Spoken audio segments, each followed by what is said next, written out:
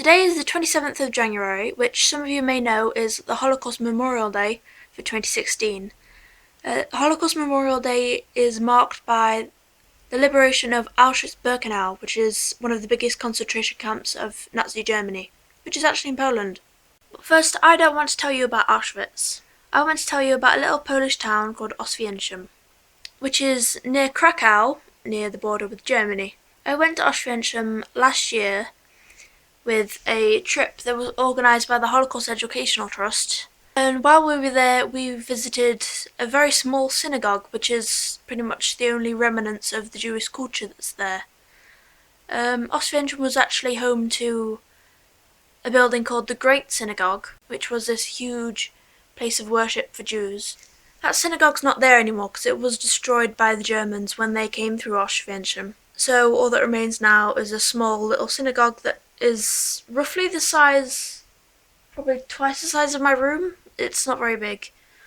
And we had to squish a group of, 24 odd kids in there. Not big at all. Before the war, Oswiecim was a thriving Jewish town. It had its own Jewish council. Most of the population were in fact Jewish. So an entire culture got wiped out. All that history, all those people, all their lives, just isn't there anymore. Another name for Oswiecim, the German name for Oswiecim, is Auschwitz.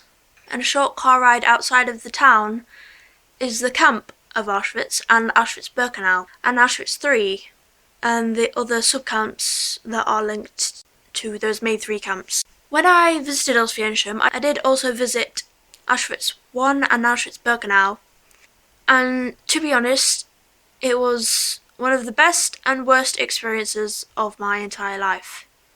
It's so strange after seeing it in pictures or in movies or hearing about it. But then you go and you see it for yourself and it just kind of hits you. This happened.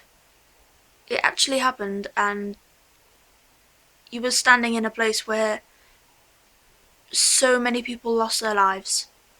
Or so many people now have nightmares about because of their experiences. So there definitely is a difference between hearing and seeing. One memory that sticks out that will illustrate this point is when I was walking into a courtyard in Auschwitz I, and at the end of the courtyard was a black wall.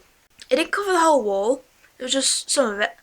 And I knew that wall, I knew what it was. I'd seen it in pictures, I'd seen it in movies, I'd heard people speak about it. But seeing it and knowing what it was, my stomach just dropped. What most people call this wall is the Wall of Death. It's where people just lined up against the wall and shot. Although I did also learn while I was there from my tour guide that they didn't shoot babies. They thought that that was a waste of a bullet, so they just knocked the head against the wall and killed the child instead. They didn't waste a bullet. But seeing that wall in person, it just made my stomach drop. I felt physically sick for the first time when walking around the camp, and it kind of finally hit me where I was and what happened there. It was real. Towards the end of the tour around Auschwitz-Birkenau, the biggest camp, we came into a building that was filled with pictures. Every wall just had pictures all over it. It wasn't of those images of starving, bold, dirtily clothed people that we were used to seeing about the Holocaust. It was people who were just living their lives, people on holiday or playing in the park, spending time with their children and their families. It was even several pictures that contained a rather large white stuffed bear that people were posing next to, and people really don't know what that is, so that's a mystery. But this building was just full of people's lives. It was focusing on their lives, not how they died or how they suffered. It was just full of life and the memories of those people, because that often just gets overlooked and ignored, that these people were alive. They were living people just like me and you. They had family and they went on holiday and they went to the park and they played football and they went out in the streets and they had their own set of house keys So that was one of the parts of the tour that I really remembered. Because most of the things at the camp is just about how all those people died. But we can't forget how they lived. Because in Oswiecim, there's barely any evidence about how they lived now, because it was all destroyed. And I think it's really important to remember these people had lives. They were living people, like me and you. 6 million is a number that you hear a lot when you're talking about the Holocaust. 6 million. I mean, we know that that's a big number, but that is just a number. It doesn't tell you about all the individuals, all the people, all the families, the children, the men, the women. What were they like? What did they live like? What was their favourite food, their favourite music?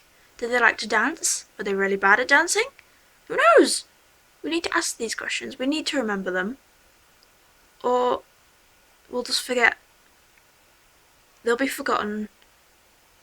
Or worse, they'll just be reduced to a number. Just like the Nazis wanted them to become. Just a number. Like in Auschwitz, they just tattooed the numbers into their arms because that's all they were to them. But they weren't numbers, they were people.